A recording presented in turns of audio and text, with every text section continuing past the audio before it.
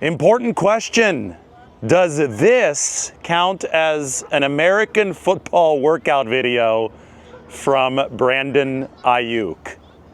That's what he posted, along with some more Commanders talk, but I'm not here for the talk, I'm here for the action. And I've been saying, well, as soon as Brandon Aiyuk actually shows himself running, cutting, catching an American football, not soccer, congratulations to the U.S. national team at Levi's Stadium. But as soon as he starts actually posting football videos, maybe we can believe that he does actually want to return to the NFL. And the only little bit that we've gotten is this video, 3 seconds long, of him running with the football. Who knows? Maybe he's actually applied for reinstatement, or maybe he's actually planning to apply for reinstatement, because that is the only move that Brandon Aiyuk has right now. But if he does apply for reinstatement from the left squad list, and the 49ers don't release him immediately, he's going to have to show up to the team facility, where the first thing that the 49ers would ask Brandon Aiyuk to do would be to take a physical. We know that interpretation of physicals is a very subjective thing. Just ask Max Crosby and the Baltimore Ravens. And, well, if that's a subjective thing and you want to force your way onto the practice field so that the 49ers release you because they don't want to risk you taking the practice field, well, it could behoove Brandon Aiyuk for the public to see that he's in decent football shape, since it's been 2 years, nearly 2 years, since he has played in an actual NFL game. And that whole 2024 offseason, when Brandon Aiyuk and his ex-agent Ryan Williams were negotiating the contract with the 49ers, we saw Brandon Aiyuk posting from the park, running deep routes. But we knew that he was staying in at least decent shape over the course of that offseason. We haven't seen anything of the sort, even though Aiyuk was adamant, it seemed, early in the 2025 season, when he was still at the 49ers facility, to showcase at least something. He was running off on the side for the 49ers. And he was running some routes during that preseason warm-up against the Las Vegas Raiders. So I need to see some action, and a return to some football activity posted on the internet would be much more valuable than posting repeated videos of Jaden Daniels. Talk so much more about this with Andrew Brandt, who probably is the best resource that we could talk to, considering the fact that he is a former agent who also worked in the Green Bay Packers front office negotiating contracts as a vice president. He's mentioned the Commanders a few times on these Instagram posts. Again, speaking from my experience, if you're the Commanders, you want to buy into that?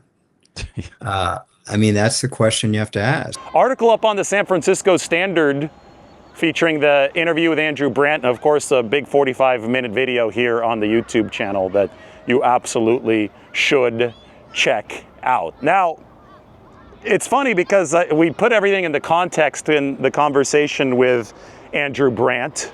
By the way, we're here at Francisco Park. Francisco Park was once a reservoir, the city's first water reservoir on the incline of Russian Hill. They needed it to be on an incline because that way water would be able to flow with real pressure down into the lower neighborhoods of San Francisco. That's Alcatraz, by the way, in the distance. But ever since the water reservoir was no longer needed, they wanted to make this into a beautiful park, and it indeed has become a beautiful park on the slope of Russian Hill. The tower right there, that's Ghirardelli Square. Remember the context under which Brandon Aiyuk signed his contract extension with the 49ers in 2024. The thought was that Brock Purdy, even though he was a very, very good young quarterback, could really benefit from continuity at that most important X-wide receiver position. So the 49ers, felt very pressured to sign Brandon Aiyuk in that 2024 offseason. Well, fast forward to now. Purdy has just come off of a season during which he only played, 8 games. He only played in half of the season because of the turf toe injury, yet he has still been voted by his peers as one of the top 100 players in the entire NFL. Purdy checks in at number 85. That is what we call respect.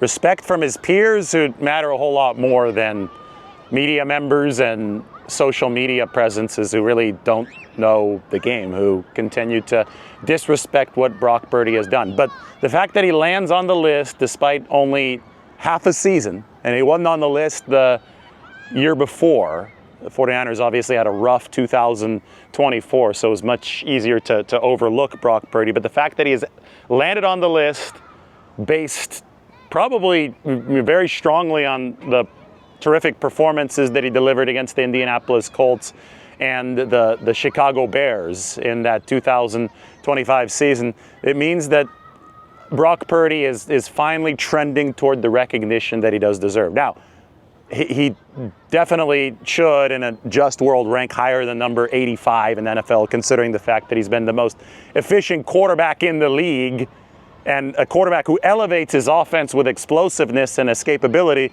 since he entered the league in 2022. But the climb has only begun when it comes to the respect that Brock Purdy has earned. And it's funny, we could talk about this in the context of Brandon Aiyuk, because there might have still been a thought that Purdy needed Aiyuk and needed Deebo Samuel to play quarterback at a very high level in 2024 when the 49ers did re-sign Brandon Aiyuk.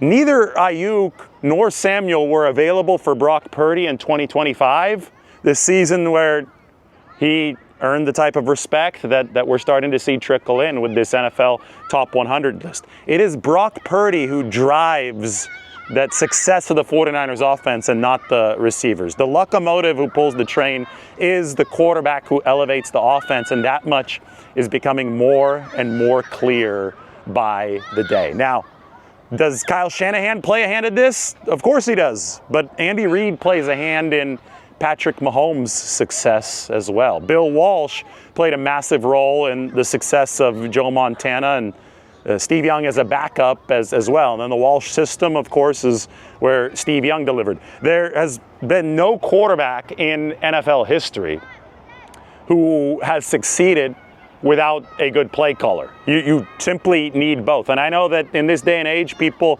always just want to simplify things to a stupid level and just give credit to one person. So it's either the coach or the quarterback, the play caller, or the QB. But that simply isn't the way that football works. It's about the partnership that exists between the play caller and the quarterback, and the quality of that partnership, which is dependent on the quality of both the play caller and the QB, how well he can play the quarterback position. That is what determines efficiency. And Brock Purdy has been at the very top of the league. The 49ers offense, passing-wise, has been at the top of the league when this guy has been the QB since 2022. And that is proof enough to know that Brock Purdy is an elite player at the top of his game, because a play caller has never been able to carry the load himself. I mean, the proof there lies with how the 49ers have performed when Purdy or Jimmy Garoppolo hasn't been the quarterback. And Jimmy, obviously, a good QB as well. Someone who also didn't get the respect that he deserved for his performance as a quarterback in Kyle Shanahan's system.